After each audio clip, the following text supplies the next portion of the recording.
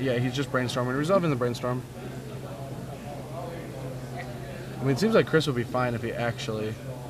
Alright, so we're starting a Limb Duel's Vault, and now things go a little crazy. they get... Even all the spells in this deck take a long time. So he's going to search the top 5. If he doesn't like the top 5, he can put those on the bottom and look at the next 5. And he just gets to... Does he get to put 1 in his hand and then put the other 4 on top in an order? No, you just put all 5 on top. Oh, really? Yeah. And then you shuffle your deck afterwards. Or all but the 5 cards, obviously, afterwards. Yeah. Yeah. So you look at 5, you can pay 1 life, put it all on the bottom, look at 5 more. And then when you like them, you shuffle the rest of your deck and put them on top in any order. Yeah. I don't think you actually shuffle. I think they just stay there. No, they shuffle. I mean, he's not shuffling. Seriously, I'm almost positive the card shuffles. I think you actually just get to stack it. Yeah, it says then shuffle your library, put the last cards you looked at this way on top in any order. No, I don't think they shuffled. If they didn't shuffle, maybe you just took the top. Maybe you didn't. Maybe you just kept the same top 5. Yeah, if you just kept the same top 5, there's no reason to shuffle. The deck is equally randomized. A lot of players just don't. I mean, if you've ever looked at the card Limb Duel's Vault, there's 1, 2, 3, 4, 5, 6, 8 lines of tiny text. Yeah. So it's easy to miss something like that. All right, so Cabal Therapy, and then he's got Force Will. He's got the Monolith, but he has to find the Mesmeric Orb. Named Natural Order with the Therapy.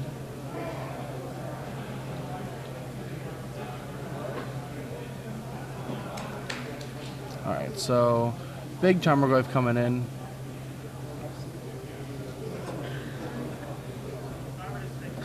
These decks are so interesting. I would have never even thought of playing either of these at tournaments. Yeah, I mean No Rug is a pretty popular... Yeah, I did play against that at the last Legacy Grand Prix, so I do know a little bit about it. Tarmogoyf is a 3/4. Alright, there's the Monolith, and there's the Orb. Alright, so next turn, Kris will win. He can go infinite. Next turn, Kris wins. And we get to watch it. And we get to watch it. That's all the combo is, those 2 cards. It's those 2 cards. And he's got a Force Will back up. Okay. So Tarmogoyf is a 3/4. It'll crash in for 5 this turn, but assuming House doesn't have the bolt, or 2 bolts maybe, I think Kris should be able to get it. But once again, it's very painstaking how this all plays out. Especially if you're trying to play around all the different cards you can. So, what kind of cards would you play around? For example, if one of your Narcomoebas gets Path to Exiled, then or throws Plowshares, you might not be able to win anymore. Oh, so you okay. have to do these crazy, totally backwards things to make sure that doesn't happen. So if you play perfect, there's no way he can lose. There's no Correct. Combination of cards besides an Ancient Grudge or something that already stops the combo. Right, yeah, in that case. Yeah, I understand that. Yeah, probably messed up. So he just untapped. That was Mesmeric Orb in action right there. He just untapped and milled 7 and milled 7 permanents. Huh. Or milled 7 cards, rather. And it's a trippy little card from Odyssey. Very strange one, that. Or it's from Mirrodin, actually, I think. Yeah. Mirrodin. I mean, I remember the card. I just forgot what it did. I thought that was the... Mindlock Orb. Yeah, Mindlock Orb. Then there was no way to combo. Yeah. Without the if that was Mindlock Orb, we'd have some trouble. Lightning Bolt's going to get Force of Will. All right, so bolted. So Kris is going to go forced here. He has to force. Yeah. Assuming he's got a blue card. Okay. Yeah, oh no, the other card in his hand is Sharoom. If he forces, I don't know if he can still win. All right, so if he forces... No, he's discarding a Narcomoeba. And he pitches a Narcomoeba. So now he can't win anymore? I think he might still be able to win. But how does he get the Sharoom that's in his hand into play? To get the Blasting Station? Well, he can Cabal Therapy himself off of Narcomoebas. All right, so then he can't. But then he can't get a 3rd creature to Dread Return. Wah, wah, wah. I don't know. We're gonna have to see this happen. I mean, I guess. Oh, he can just get 2 in and chump block. No, but that won't do anything. We're gonna see what happens. This is gonna be exciting. All right, so he untaps the Monolith and mills a card, and he's just explaining what he's doing. All right, so it keeps flipping. There's one Narcomoeba that comes into play. Yeah. Now, if you lose a Narcomoeba, I'm not convinced you can win from this position. Let's see. Blasting Station. He's gonna Cabal Therapy himself, I'm assuming. Cabal Therapy himself. Oh no, I mean. Or Cabal Therapy him. I mean, you can. Yeah, I don't think he can win if he removes his Narcomoeba. I think he's going to try and just be like, hey, like, I got the combo. It's clear what I'm doing here. We don't have to play this out. And then just get him. I mean, I think Alex might be smart enough to know that. Maybe not. Some people just don't want to have to deal with this. All right, so Kris is doing the mill thing. This is so interesting. It's a crazy combo deck. I want to get mics on them right now. See what they're saying? Yeah. All right, so mills a bunch of cards. Flips a couple Narcomoebas, or a Narcomoeba. A Narcomoeba. Comes in. Going to Flashback Cabal Therapy. And he's going to get the Mental Misstep out of the way. Get the Mental Misstep out of the way. All right, and now he wants to flashback the last Cabal Therapy on himself for Sharoom. Until he hits Emrakul. Then we're gonna have to, yep, there's the Emrakul. And shovels it all back in. So I mean, there's nothing he can do there. I am looking at the list. Unless I'm missing something. No, he's cold. I think he would have to have a fourth Narcomoeba in his deck, which he doesn't. I mean, I like how the one game I watch this deck, the situation comes up where he mills his own combo, you know, or he loses his own combo. Right, like he had to force there, or else he would die. There's Alex pointed at Narcomoeba saying, you know, talking about it, and then Narcomoeba comes into play. I mean, valiant effort for trying, but yeah, he knows he can't win. Unless he knows something we don't. I would be shocked. Yeah, this deck he's just waiting. He's just gonna try to get his opponent like, okay, fine. And he's like, I can't find the Narcomoeba. It's my bottom card every time. Can this can't be considered stalling, can it? No.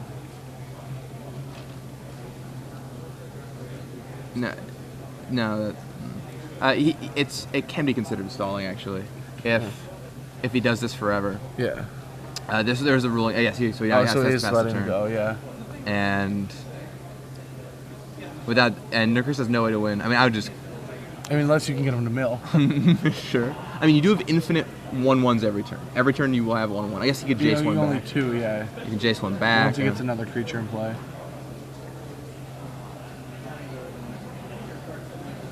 Oh, and can he actually? Does he have any white mana in his deck?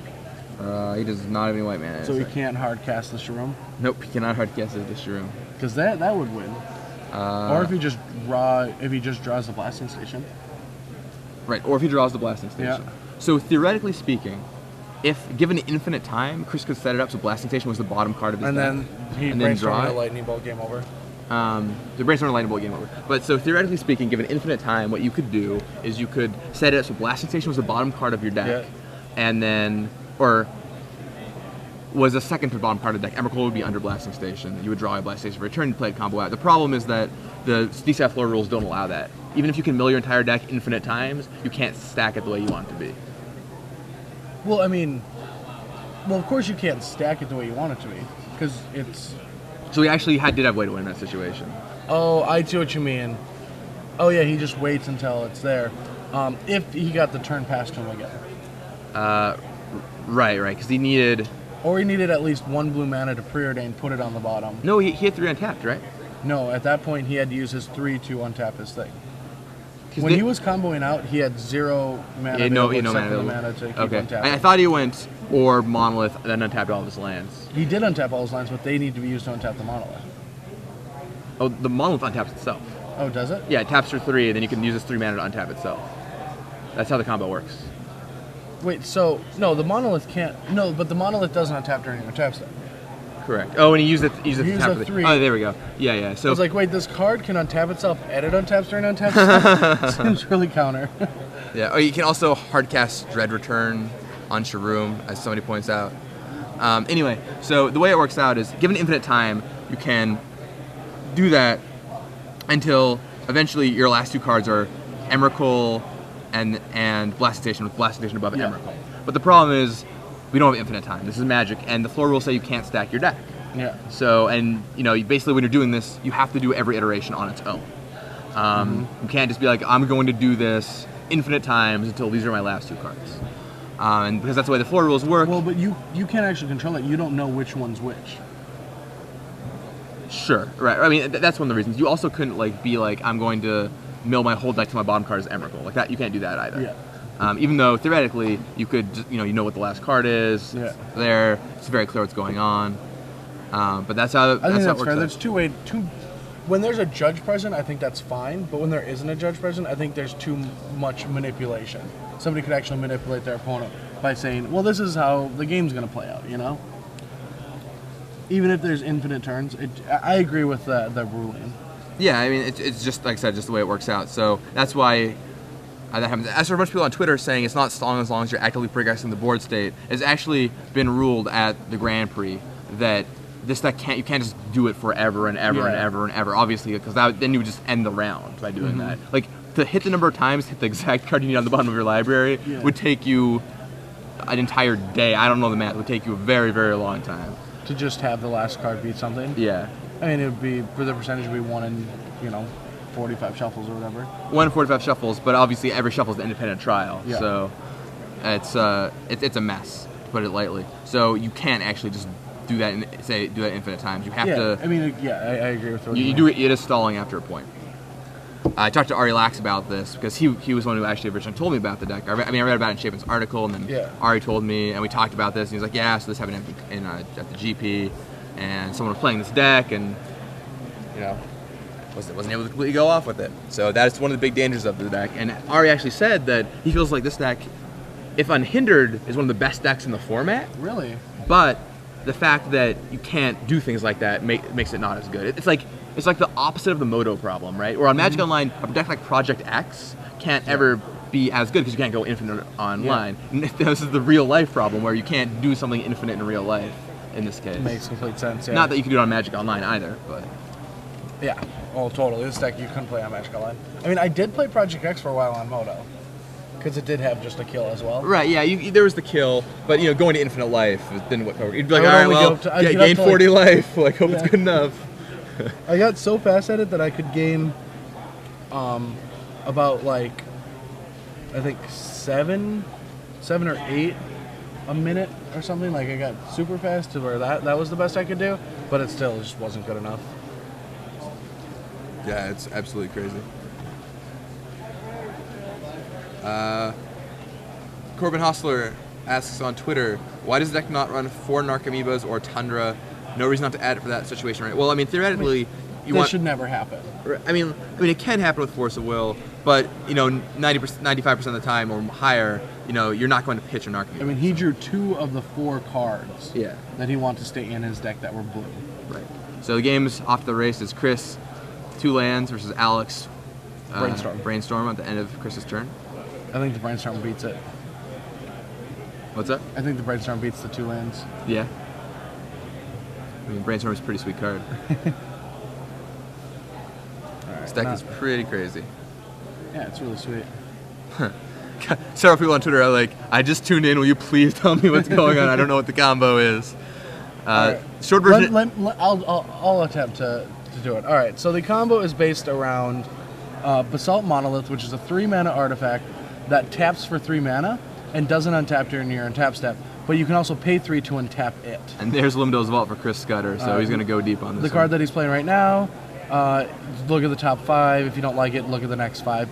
Put them in any order, and then shuffle your library. So you get to keep the top 5 on top. 1 life every time you choose. 1 life every time you switch.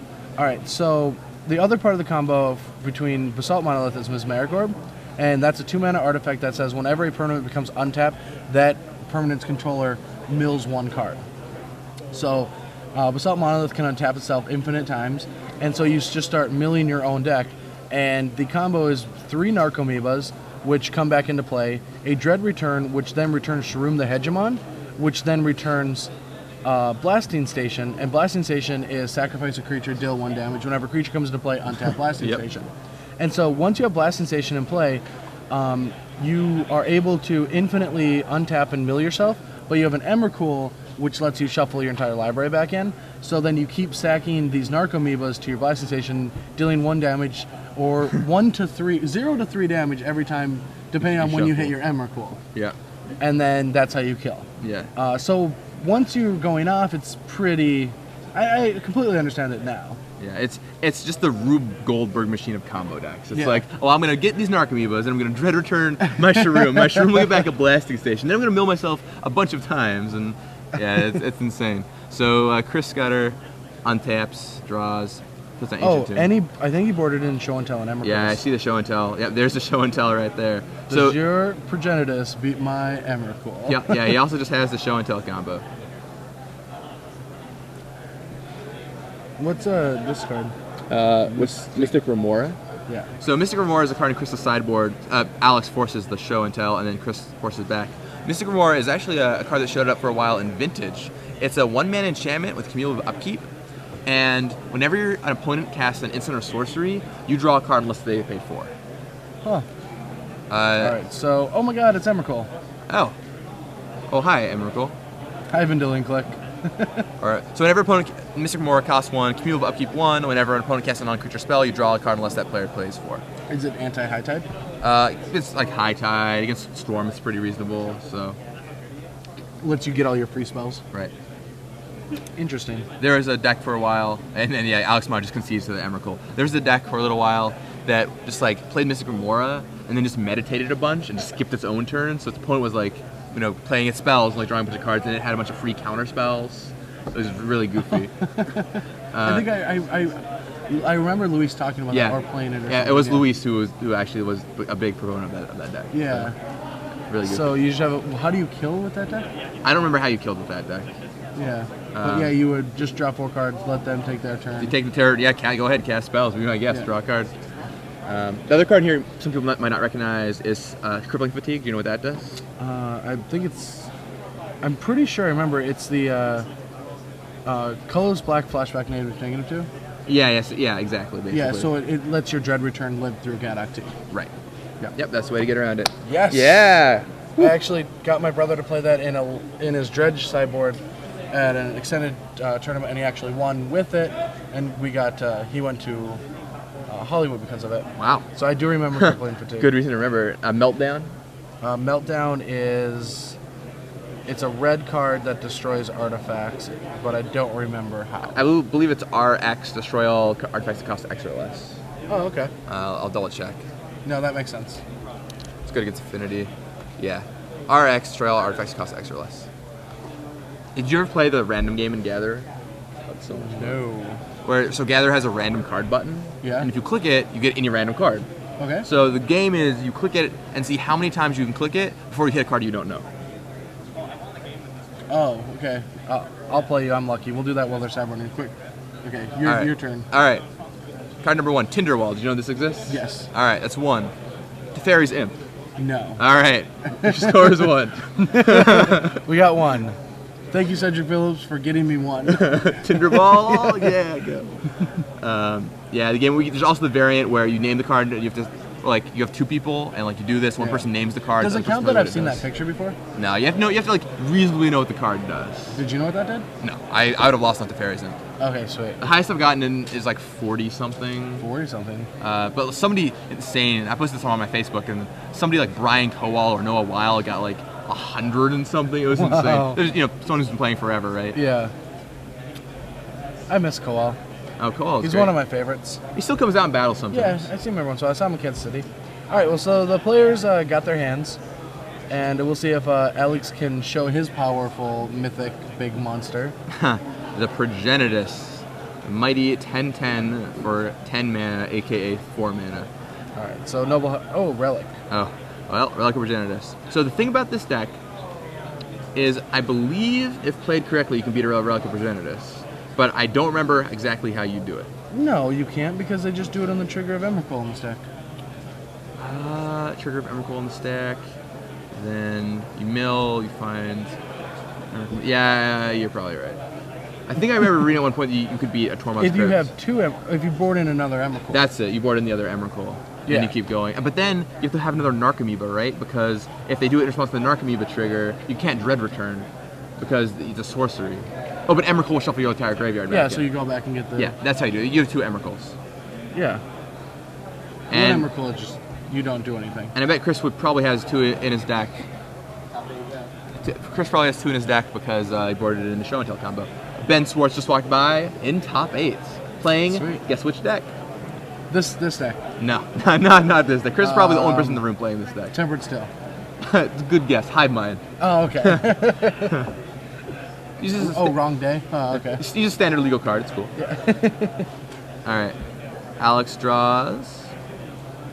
No pressure. I think Alex really wants to keep the pressure on, even if he has some hate. Like, just having defensive spells. I saw Fire and Ice, and I saw a Force. That's not really what he wants for this matchup. Passes back to Kris Scudder. Kris Scudder. Especially if Kris does a Show and Tell, then if he even assembles a combo, the Relic does nothing. Right. I mean, as long as Kris has 2 Emrakuls in his deck. Yeah, if he kept the Show and Tell package. Yeah. So if he kept the Show and Tell package, he's fine. If he didn't, he's in really bad shape because he can't Show and Tell anymore. He had to have. Like, I imagine he did. If he just killed with that combo against a matchup that has a very little hate towards it, like Emrakul beats Progenitus. So there's the Limdell's Vault again for Kris Scudder. What a crazy card, Limdell's Vault. I think the craziest thing about it is this kind of card. I love cards that get better with the better the player, the pilot is. Like, Michael Jacob is probably the best person that story I've ever heard about this card. When he did it like 14 times, and because he needed a card from one stack and a card from another stack. And he's playing Alurin. Yeah. So then he was like, he figured out how to arrange his deck perfectly. So I need to do it this many times and put this card on the bottom of this pile. Mathematical equation, yeah. It's insane, right? Unreal. I could never do that. Do you know the Guillaume Afotapa Broken Ambition story? All right, I'll tell it to you. Sometime, it'll take a little bit of setup, so we'll have to wait till after this match. Okay. It's a really good story, though. Shows just how good that man was with the blue control decks. All right, so I think... Okay, so Kris needs a shuffle. Like, the card says shuffle on it. They don't. They don't want to shuffle, so they're not? No. Like, I'm going to...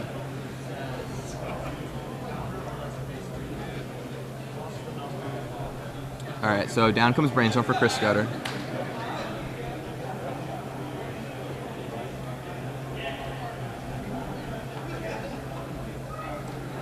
Alright, so maybe the call might have just went through. Yeah, I think the call just got there. They need to shuffle. It's likely irrelevant, but it's still what the card does. Oh, so, of course. You know. Now, that's just what has. I mean, that's the rules of the game. You know, right. You have to follow them, even if it might be irrelevant. And if you look at your top 5 cards and you don't know any of the other cards in your deck, you put them back. You might not need to shuffle then because everything is randomized. Yeah. But if you know any of the cards, which you do most of the time with Limdell's I Vault. think it's actually illegal to shuffle your deck. Like, I think it's considered stalling. Like, there's that land that shuffle a player's deck. If your deck is entirely randomized and you activate it, I think that's a version of stalling.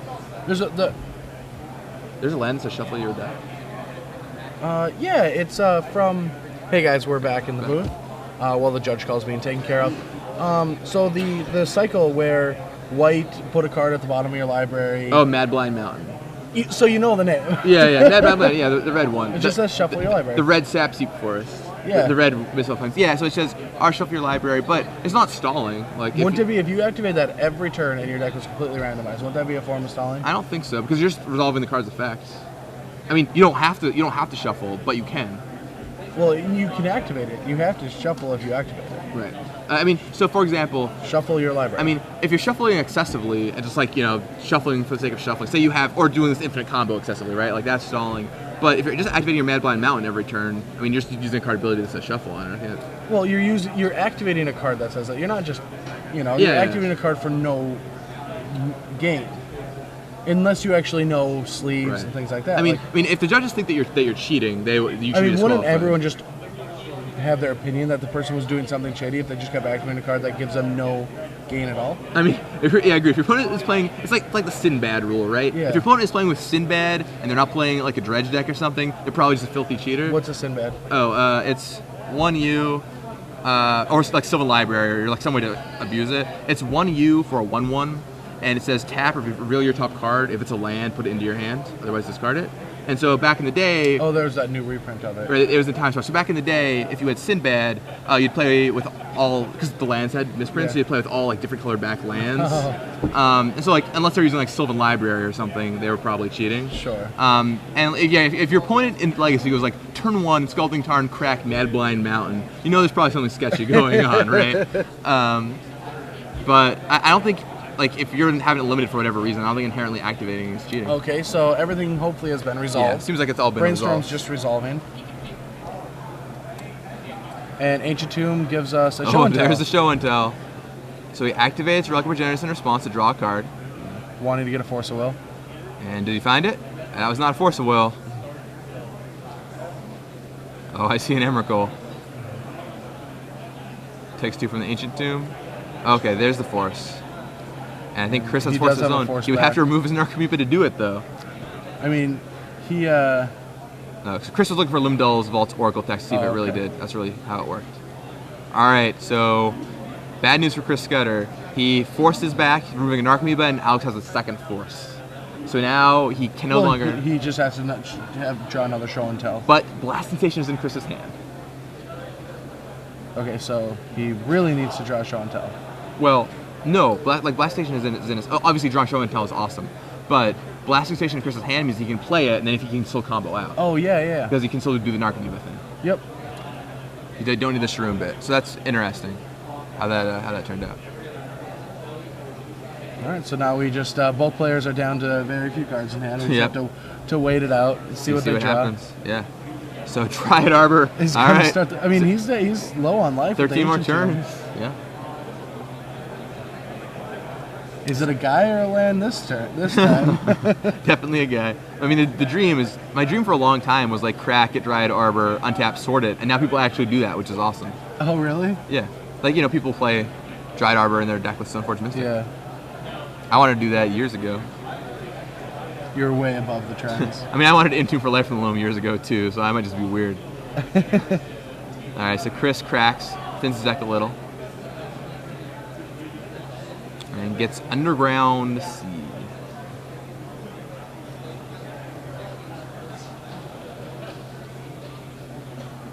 Alright, draws. I think that's another Ancient Tomb. I'd probably just try and resolve that Blasting Station at the next possible opportunity. Nope, doesn't go for it. I mean, I might wait and like it needs multiple combo pieces, so I'd rather just keep a card in hand because he knows one's Emrakul. Sure, unless he thought Kris was bluffing him.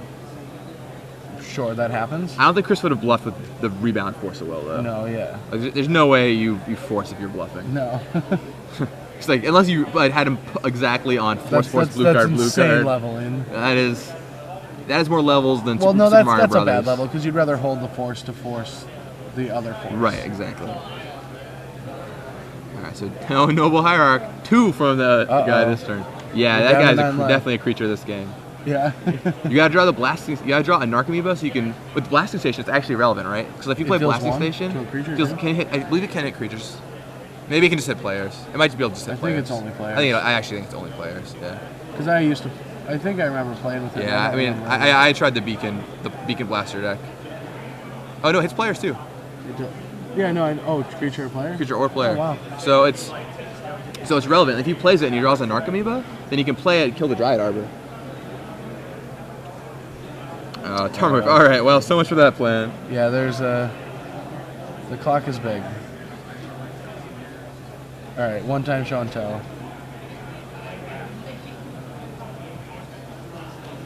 All right. Is it a show and tell? That did not look like show. That was Thoughtseize. That's not what he wanted. That was not a show and tell. He wanted that one show and tell. I don't know. That's not gonna be good enough. I don't know how big the Tarmogoyf is. Over. But maybe he's got another turn. I don't know how big the Tarmogoyf is, but I don't think he could draw anything to get himself out of the situation. Yeah. I mean, he could draw show and tell, but I don't think Regenesis is enough to. It's a 4, so 4 damage. No, maybe. I guess maybe he could. If he draws show and tell. I don't think he's drawing show and tell anymore.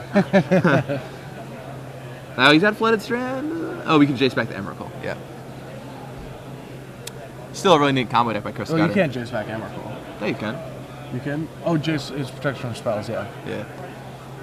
That was like the most scared. Whenever I put playing Polymorph, that was like the card I was most scared of.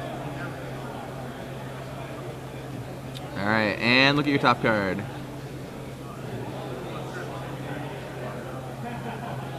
Counts as mana, and you can have that one. It's an Emrakul. Yeah, just making sure. He's just messing with them. That's a sick burn. 1, 2, 3, 7. That's not 15. Okay. All right, yeah, we're good. We're good. We're okay with that. All right, so Kris down to 2, and I don't think he has any way to assemble. Does he have Brainstorm? No. Yeah, I don't think there's any way to assemble the monolith orb in one turn. So. Oh no. He drew Ponder, but I don't think Ponder's gonna find anything. Ponder even for show and tell. I mean, that does nothing. So yeah, it was just unfortunate draw. Could have been pretty much any other blue card, and you would have been fine. But had to draw the Narcomoeba in the first game. Had to pitch it, and that was that. And that caused the match to be done. Man. Rough beats on Kris. Yeah, too bad. I mean, there's an argument for playing 4 Narcomoebas, I guess. I mean, the one thing that's been a trend this whole weekend so far in the booth that I have seen is every cool deck has lost. I mean, what about the deck last round, the black, green, white deck? Was that innovative? Those decks just seemed like they were stock decks. Oh, I mean, it's pretty new. I mean, the dredge deck was pretty innovative, running lands and all. Oh, so. yeah, all those lands. Is Edgar Floor's Cobblade list innovative? No, but that won every round. I know. Oh, so there's the orb. There's the Thoughtseize, and you're at 2 life. I will let that resolve. Yeah. All right, good games. Rough beats on Alex Amato. Yeah. Or sorry, on Kris Scudder, rather. Rough beats on Kris Scudder. Oh, man. Oh, well. So, Kris loses with his... I wanted to see him actually fully go off in one of his games. We saw him partially go off, I mean, but we not figured fully. it out. He started to. We figured out how it worked. And, Right. And that's it. All right. Back in the booth, I'm Gavin Verhey here with Brad Nelson at the Star City Games Open Series here in Seattle, Washington. Just watched a pretty interesting matchup, but Kris Scudder playing his 4 Horsemen deck wasn't quite able to get